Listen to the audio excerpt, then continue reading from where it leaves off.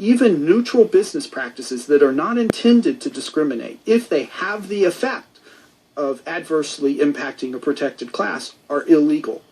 And so it's not inconceivable to me that there will be a class action lawsuit on the part of ethnic minority waiters and waitresses claiming discrimination in terms of employment. And it's conceivable that tipping might be declared illegal on that basis. You're talking theoretically, or is this a movement that actually exists? Oh, I know of no such lawsuit in existence, but I've talked to... Not hard for you to imagine. It's not hard for me to imagine. I've talked to lawyers, including people who specialize in labor and employment law, and I've gotten mixed opinions. I mean, some of those lawyers have said, no, the courts would never go there. Others go, no, that is a reasonable theory of the law. That's plausible.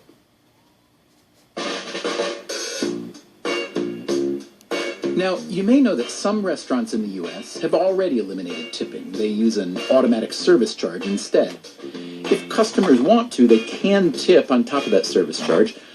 One restaurant in San Diego, called the Linkery, has gone so far as to ban tipping. If you leave extra money on top of the Linkery's 18% service charge, that money will be given to charity. Jay Porter owns the Linkery. He thinks tipping is absolutely ridiculous. If tipping had never been invented and you were starting a restaurant, would you use tipping as the way to compensate your best employees, your most important employees, all your employees? Would that be the system that you would pick in a vacuum to compensate your team? And I think the answer is clearly no, because it's a stupid system. So why not do it the right way, even if it's a little scary?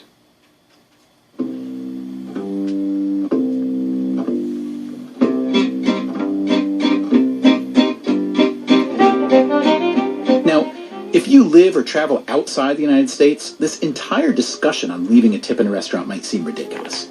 Much of the world operates on the simple premise of a service charge or a fixed price, no tip expected. The U.S. is, empirically, tip crazy. In the U.S., we have 31 different service professions being tipped. That's Magnus Torfesen. In Canada, we have 26 or 27, which is the same as in India. In the Netherlands, we have 15. Then we have in Norway, Sweden, and Denmark, we have between 5 and 10. Torfesen teaches entrepreneurship at the Harvard Business School. In Japan, we have 4. And in Iceland, we have 0. Guess where Torfesen is from? Yes, Iceland. So that's on the exact opposite end of the spectrum from the U.S., which is the country where tipping is most prevalent.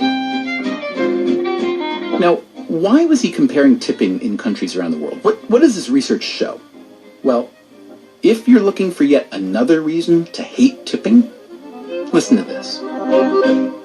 The more tipping you see in a given country, the more corruption you generally see in that country as well.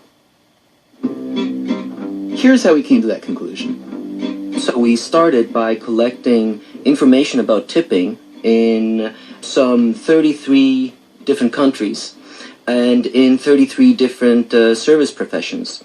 These are waiters, hairdressers, taxi drivers, and so on. And we also looked at the levels of corruption in these countries, looking at how they scored on the Corruption Perception Index, which is publicized by Transparency International. Running a simple correlation, we found that there is a positive relationship between those two, which could have been for many different reasons, but we then controlled for a number of other factors, such as GDP, the culture in a country in general, homicide rates, and other measures of legal enforcement. And this relationship stayed significant. In other words, we found that even after controlling for these other things, we still find this positive relationship between tipping and corruption. Why in the world would this be? Was Torfesen surprised?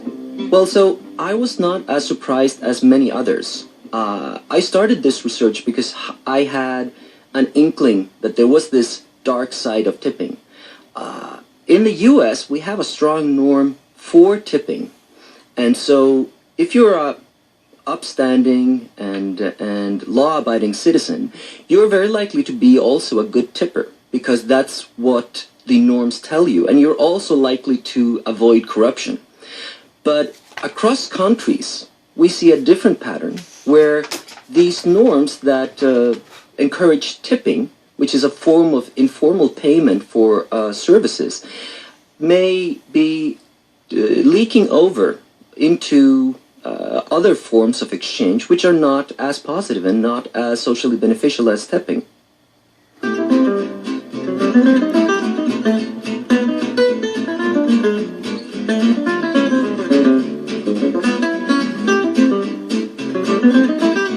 So in the end, Steve Levitt is right to dislike tipping, isn't he?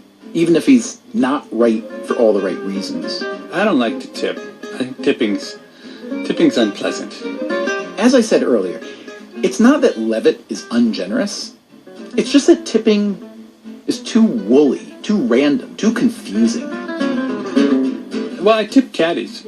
So when I play golf, I'm extremely generous with caddies. Mm-hmm. And, see, I think my tipping is rubbed off on you, frankly. Because when we met, you wouldn't tip anybody. You would barely tip in a restaurant. Well, I didn't like to talk to people, so I just let you do the tipping because that was easier. But you have a different strategy than me. Every time you get into a car that takes you from some place to another, as we often do when we're on the road, you tip the guy, which I think is a terrible equilibrium. So I am in a different equilibrium where for the entire year, I do not tip anyone ever. No mention of it. And then what I've taken to doing now is there's a car service I use a lot to get to the airport. And so what I did is instead of ever tipping, I just sent a bunch of cash to this car service. And I said, well, you just give it to the drivers according to what you think would be fair. Oh, yeah, I'm sure that was distributed equally, right? I don't know about equally, but I will say the reaction of the drivers... Okay, let me rephrase. I'm sure that was distributed at all. An envelope of cash comes to like the guy. One person at a car company gets.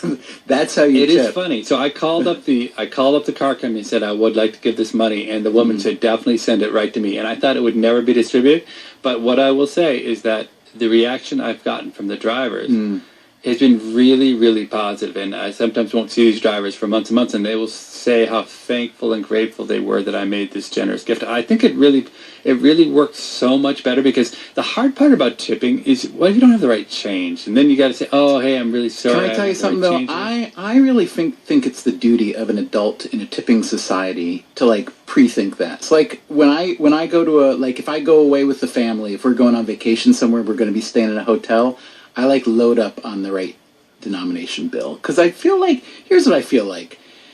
I want to reward the people who are working hard, whether or not they really deserve it, because they're already working hard. And I figure that probably most of those people that I come into contact with in that situation, hotel, car, whatever, are being underpaid for what they're working. That's my view. Maybe I'm wrong. Maybe I'm naive. Maybe I'm a bleeding heart. But that's the way I feel. Oh, I think that's nice that you work that hard, but I don't work that hard on other people. Well, let me just say this. I was in Chicago a few weeks ago. I flew out to work with Levitt. I got picked up at the airport by a car. Same car service that Levitt uses, it turns out. And my phone rang, and it was Levitt. So I said, hey, Levitt. And the driver says, that's Levitt? That's my boy, Steve Levitt.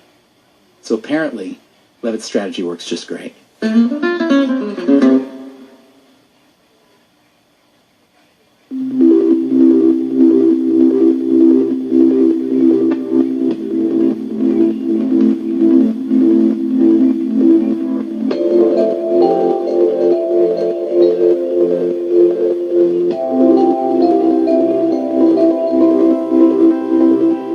Coming up on Freakonomics Radio, we move on to a very different topic, the fatal neurological disorder known as Huntington's disease. Now, such diseases are the province of doctors and geneticists, but economists?